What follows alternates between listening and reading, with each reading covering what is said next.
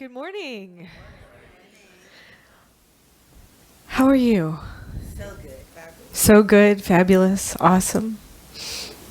Yeah.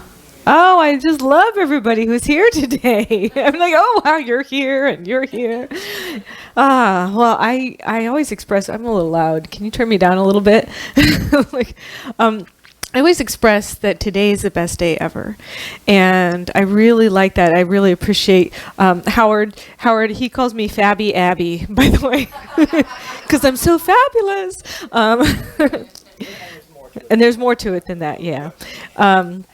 But I express that today's the best day ever, and that has to do with gratitude, and it has to do with our minds and how we're creating our realities, which is something that we teach here. We teach this thing called Science of Mind. There's Centers for Spiritual Living, which is a global movement. It's part of a New Thought movement that we're affiliated with. We call it New Thought Ancient Wisdom, where we're taking the ancient wisdom mystical teachings and we're marrying them with the scientific evidence that's proving all of that. And we teach about Ernest Holmes, who has a book. He writes The Science of Mind. And there's a tagline in this book. It says, a philosophy, a faith, a way of life. And it's kind of confusing because here we talk about many things. We talk about, we're officially categorized as a church, a nonprofit religious organization. But the confusing part is that this organization did not start off in that way. It started off as a teaching organization. And many of us who are here in this teaching are really resonant with that aspect of it. It's teaching us how to connect with our spirituality. It's teaching us, I would say, the laws of the universe. How does the infinite work? And how does the infinite work through me and as me? And so having all of this combined together, sometimes it's like, well, who are we? What do we represent? But the bigger question is, who am I? What do I represent? And I think getting the clarity in our lives on where we're going, why we are here, and what the purpose of our life is really why most people walk into these centers. And my purpose here is to give you the tools to figure that out on your own. And all I can do is tell you about what has worked for me, what has worked for other people. I can say the reason why I'm up here as a minister is because I started this teaching. I started doing this teaching when I was 21. And I got into it. I took all the classes. And the thing about taking classes here or in any other center like this, it's not about learning. It's about embracing in your heart. And that means actually doing and shifting things in my life, taking actions that are outside my comfort zone, taking actions that are outside what I normally do, because I want to live the life of my dreams. And if I'm not in that space living the life of my dreams, and there's the education that can inform me what I need to do that, or how I need to be within, how to be that, then that's where I'm really passionate and excited about. So that's what I've been doing. I've been doing that for a while now, and it has completely changed and shifted my life. The interesting thing is what we teach here is not uncommon. There's psychology, there's different ways of thinking that are out there that maybe you've heard but haven't really tapped into. That's also the basis of what we teach. Has anybody heard of Mesmer? Mesmer. He founded mesmerism. Mesmerism. Now, Mesmer, he was able to what they would call mesmerize people, and they would be healed from certain physical conditions. And this was the foundation of what Ernest Holmes had as the scientific part. He had many other aspects that he incorporated together for Science of Mind, but his scientific and philosophical part was studying this teacher, Mesmer, and hypnosis was created out of this. There's hypnotherapy. But the interesting thing is we actually teach these very things in our classes, but we teach it in a different way. We talk about affirmations. Anybody ever written an affirmation? Yeah. Yeah, I had one of the classes, you write an affirmation and you're supposed to write it 100 times. Say it 100 times for a week. A week. And I had a student one time who was like, this is BS. I mean, really, it's the whole word to me. And I was like, oh, I don't care. I've done it and it's changed my life. Do you want your life to change? I mean, that's the question. Are you willing to do the things that are uncomfortable because you want a different life? And so she did it. And I swear to God, a new person walked in the next week. It was absolutely a brand new person. So the topic this month is about the global vision. We're talking this whole year about the global vision, but we're talking about kinship with all life. And when we are in kinship with all life, we're also in kinship with ourselves. It starts here first. And so Ernest Holmes said, we believe in healing through the power of the mind. But when he says mind, he puts a capital M. And a capital M means the universal mind. Now, it's really easy to talk about this in psychological terms, but really what he's talking about it is in the spiritual term. There is one mind, and this mind is an infinite creator.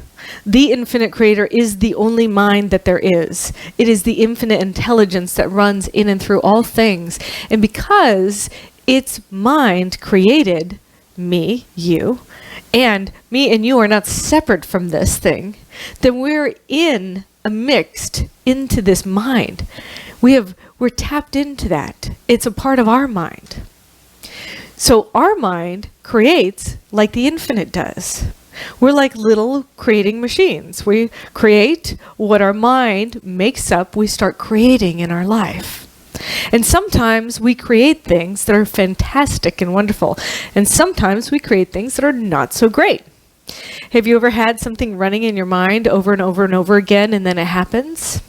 I'm going to tell a story on my mom. She used to, she's here, so let me just tell on her. She used to have this saying whenever, she would always say, oh, give me a break. Give me a break. Give me a break. And then she broke her toe.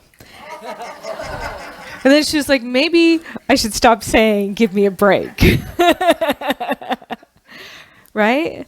So it's interesting to think about what are all those different areas in your mind that you're not even consciously aware of that are creating things in your life, habits, patterns.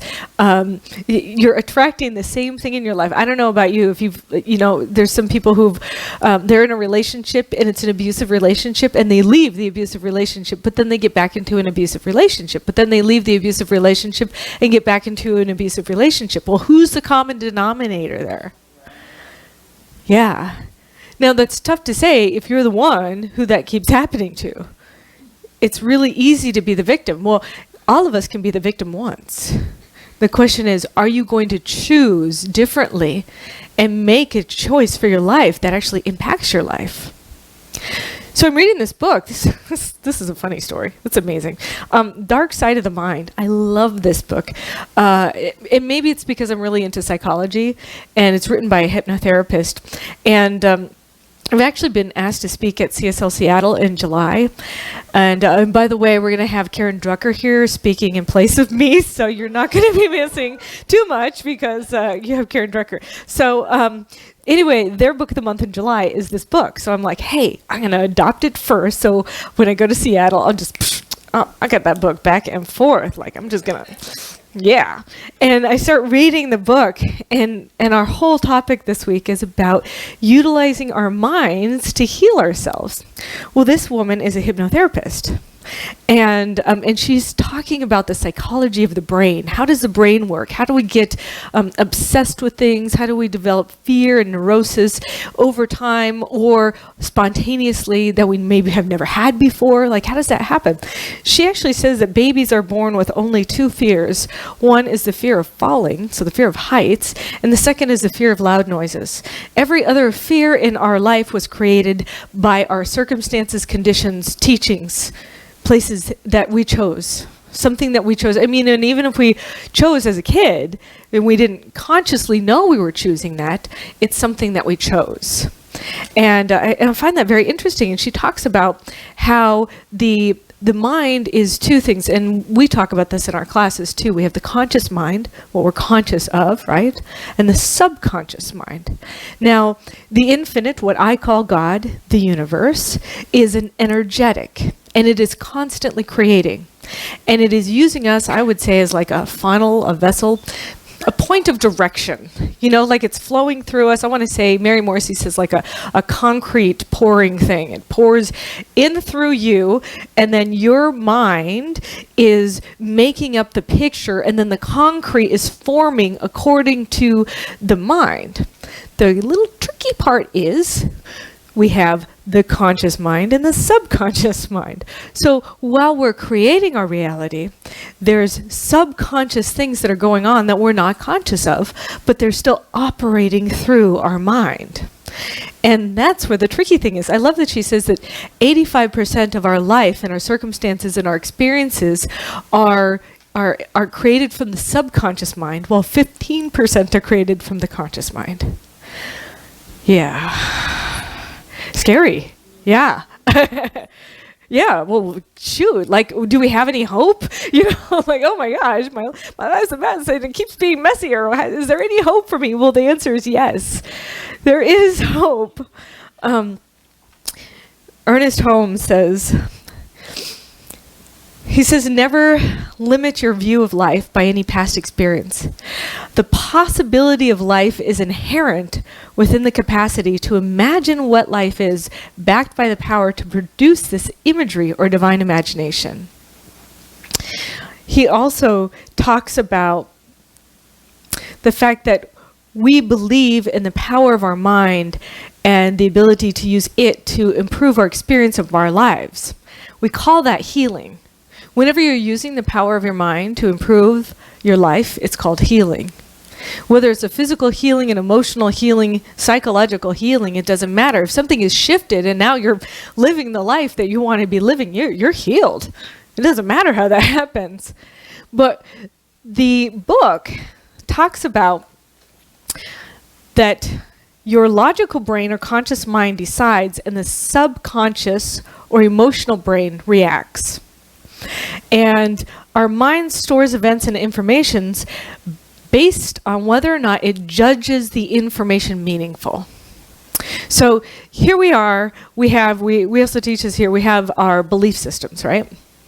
Your belief system, as much as you think it's real, it was created by you.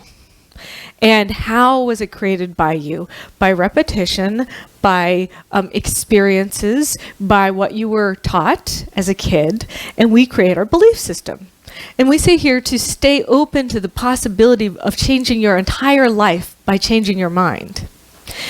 What we mean is by changing your belief systems. But the tricky part again, belief systems are in the subconscious mind.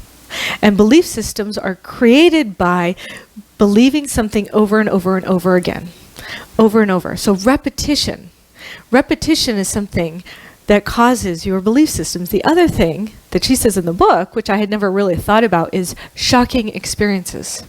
Something shocking. So your subconscious mind is programmed. It's the animal part that's instinctual that wants you to be safe. It doesn't care what's logical. It doesn't care what right or wrong is. It just wants you to be safe.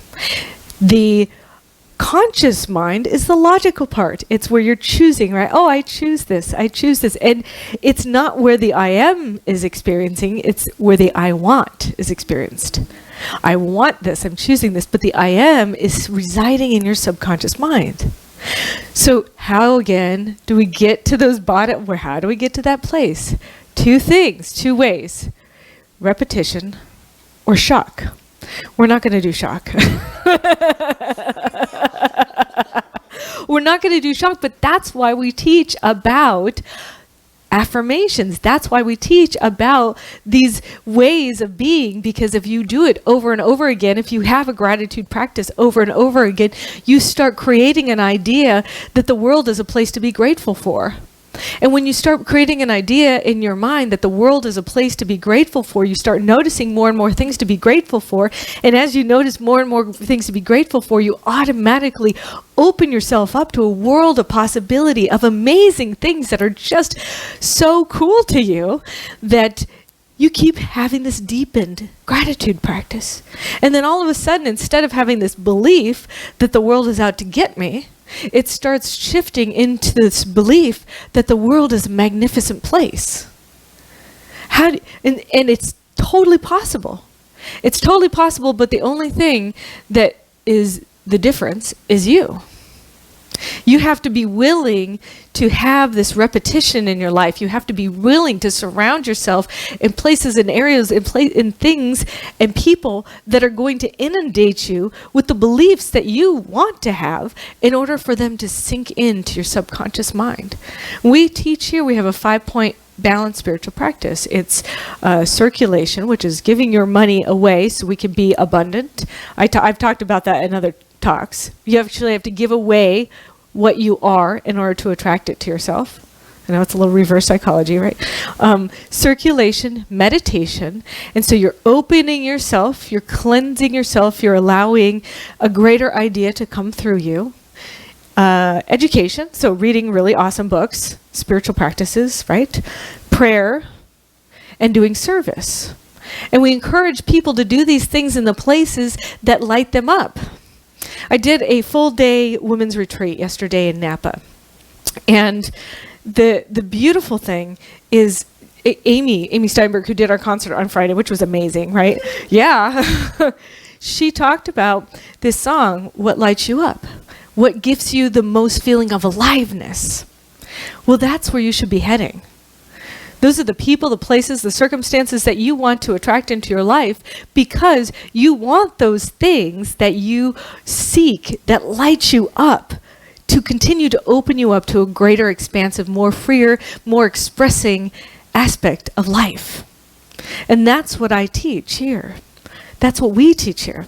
I encourage you to step into an idea that's greater than you'd ever want. I encourage you to open up to the possibility that complete healing is available in your life. And I mean spiritual, physical, emotional healing.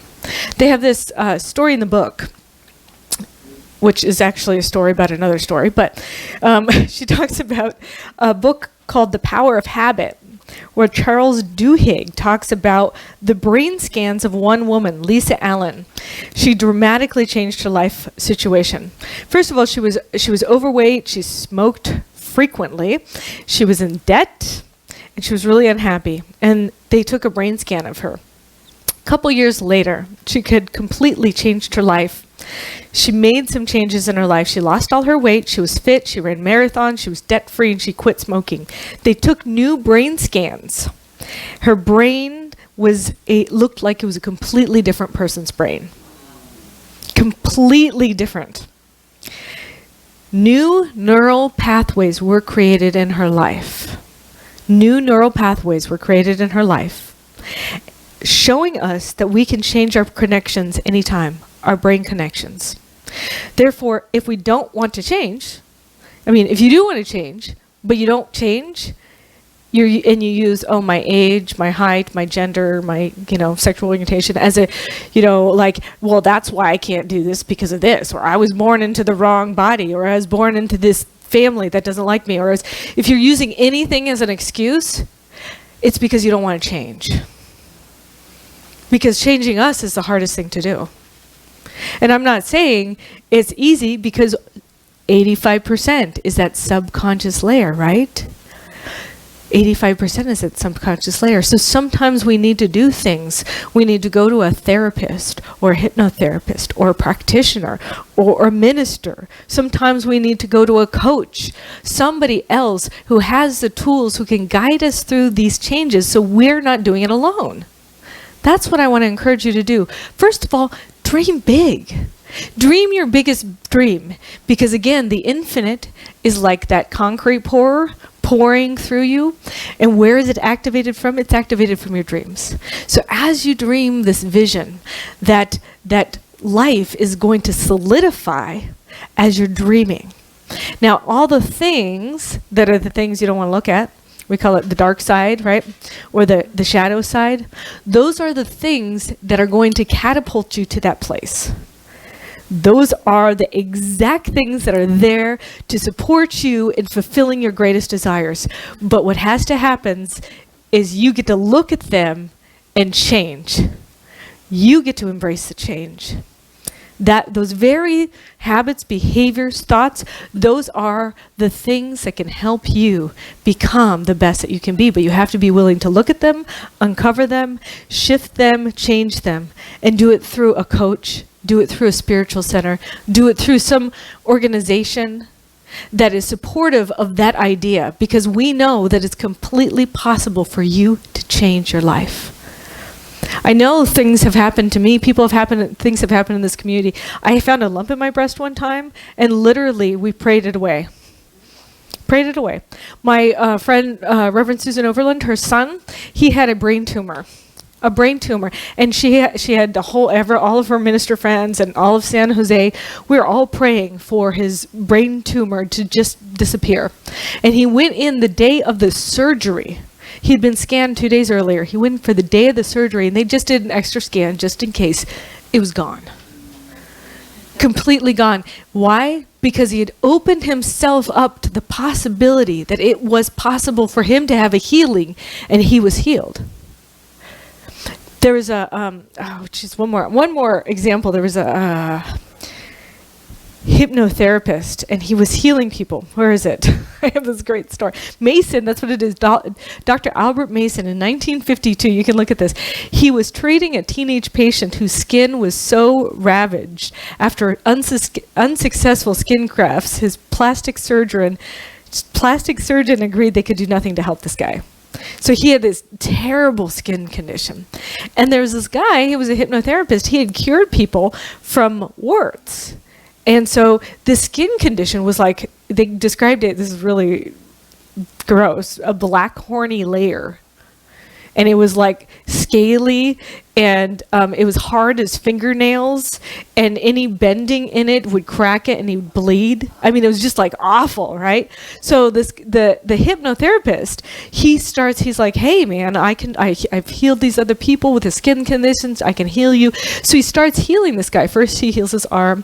What he does is healing is in hypnotherapy, you just go back and you retrain your brain to recognize that you're whole and you're healthy. That's what it is. It's retraining your brain to being whole, healthy, and complete. People who have PTSD and they go through programs, a lot of it's the psychotherapists and stuff. All they're doing is retraining your brain to recognize that you're safe, that things are okay, because you had a traumatic event that caused a shift, an idea come in that gave you a fear that is not necessarily how things really are.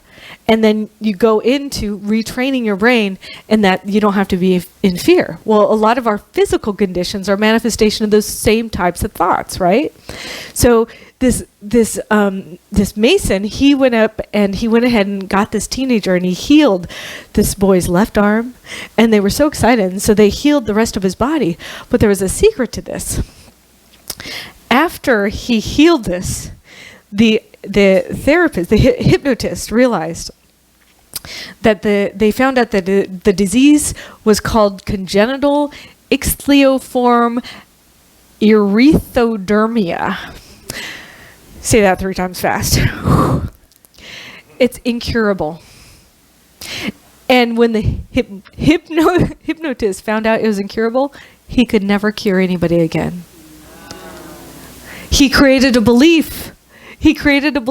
Oh, it's not curable. And somewhere in his own mind, he realized that he couldn't do it. And yet he had done it. So I know, because he believed he could. So that's how powerful our beliefs are. They absolutely could cure, change, transform our lives. But you have to be willing to take the action to go to the places that are uncomfortable, to do actions that you haven't been doing, because what you've been doing thus far hasn't been working. Unless it has. If it's been working, then you should keep doing it. If there's areas of your life that aren't working, you need to change. I know, I need to change too. Don't worry, I have areas I'm working on as well. Yeah, I know. Plenty of things that I'm looking forward to continuing as I transform and as I take on prayer, meditation, different types of thinking patterns in a new way, I will continue to tell you how my life has changed and how it has transformed. And that's why I'm up here. I'm here to be a living demonstration that this is possible. I already have a great life. I already have a magnificent growing community. I'm living what I want to be doing. I'm doing my bliss. I'm actively involved with people who are creative and joyful, collective, brilliant. I mean, my life is pretty freaking good. And it's going to keep getting better because I'm going to keep utilizing these things to grow in those areas that are way uncomfortable. They are. And I'm going to keep doing this. Someday I will sing in front of you. Not today, but someday, after I've taken enough lessons that I feel confident, someday I will. But that's an area where I have a irrational fear. So I commit to you that I'll do that. Anyway, thank you all for coming today.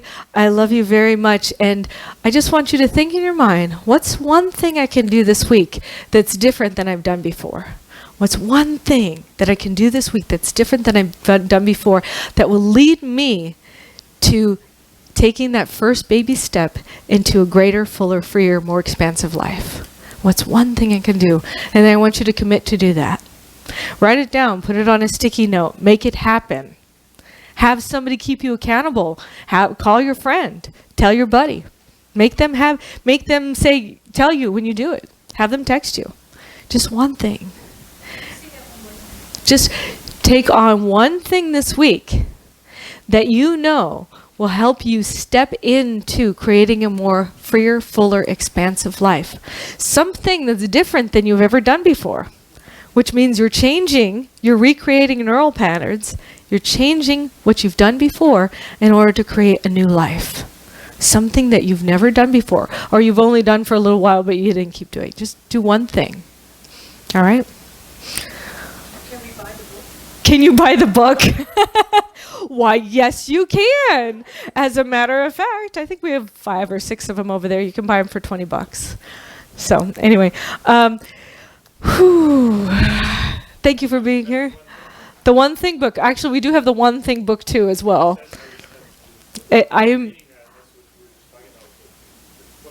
Exactly. It's amazing how all of these books kind of intertwine. I mean, literally, the One Thing book is supporting me in this book. It's like layering upon layering. So I invite you to play with me, to experiment with me, to take your life on as if living was the most important thing ever. I know. Take yourself on. I encourage you to do that. All right, let's pray.